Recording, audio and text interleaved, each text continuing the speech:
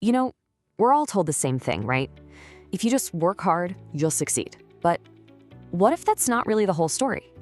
What if the system itself is kind of designed to keep hardworking people, well, stuck? Today, we're diving deep into what I call the hard work paradox. And it's a super frustrating question, isn't it? We're all taught that hard work is the key, and yet you see it everywhere. People putting in an incredible amount of effort day in and day out, and they just never seem to get ahead. So what's really going on here? I mean, just think about the people you see every single day. You've got the laborer on a construction site, putting in a grueling 12-hour day out there in the sun. Or what about the driver? They're behind the wheel from the crack of dawn until long after the sun sets, just dealing with traffic, schedules, the whole deal. And hey, it's not just physical labor either. Look at the freelancer, totally glued to a screen for hours and hours, grinding away to meet every deadline. I mean, everybody here is working hard. So what's the result? For so many people, the end result is exactly the same. At the end of the month, there's just enough to cover the bills, just enough to survive.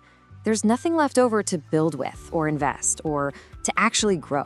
It's a cycle, and it feels like hard work alone just isn't enough to break it. So if all that effort isn't the problem, then what is? Well, it turns out the issue isn't the work itself. It's the model we're all taught to follow, this idea of trading our time for money. And that model has one critical, unavoidable flaw.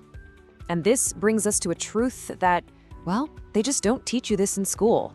Working hard by itself is not enough to build wealth. Now, don't get me wrong, it's a crucial ingredient for sure, but it's not the whole recipe. And the reason why is actually pretty simple. It's just math. 24, that number right there is the great equalizer. It doesn't matter who you are, how smart you are, or how hard you work, you simply cannot create more than 24 hours in a day. And when your income is tied directly to those hours, you have a very hard, very real ceiling on what you can earn. So here's the big pivot. While your time is a finite resource, it's limited, your thinking, well, that's not. It's infinite. And this is where the escape from that cycle begins. It's not about working more hours, but about changing the way you think about work itself. And this leads us to two fundamentally different ways of seeing the world, two different mindsets. There's the mindset of a worker versus the mindset of a builder. And the difference here is profound. The worker thinks in a straight line. If I want more money, I just have to work more hours. Simple as that. But the builder, they think about creating assets. They're always asking, how can I build something? A business, a product, a system that can generate value even when I'm not actively working on it. And I gotta tell you, this isn't just some minor tweak in perspective. This one shift in your thinking, it's the real difference between running on a hamster wheel forever and actually building a path to get somewhere new. So what does it actually mean to think like a builder? It means moving your focus beyond just chasing an income and starting to think about building systems. So what's a system?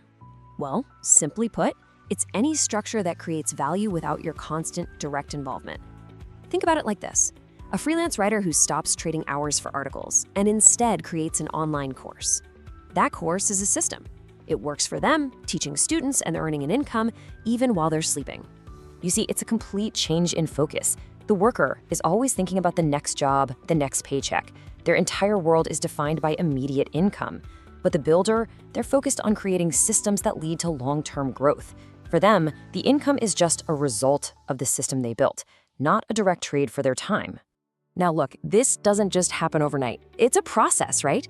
It all starts with that mental shift, away from just doing the work to managing the work. From there, you connect with other people. You build a team. You use that team to build a solid structure, a process. And ultimately, that structure, that's what creates leverage. It multiplies your efforts way beyond what you could ever do alone. Okay, and let's be super clear about one thing here. This is not about easy money or finding some shortcut to avoid work. In fact, building a system is often way harder in the short term. This is all about channeling that hard work differently, into things that are smarter, more organized, and actually designed to scale over time. So, knowing all this, understanding this fundamental difference, what's the first step?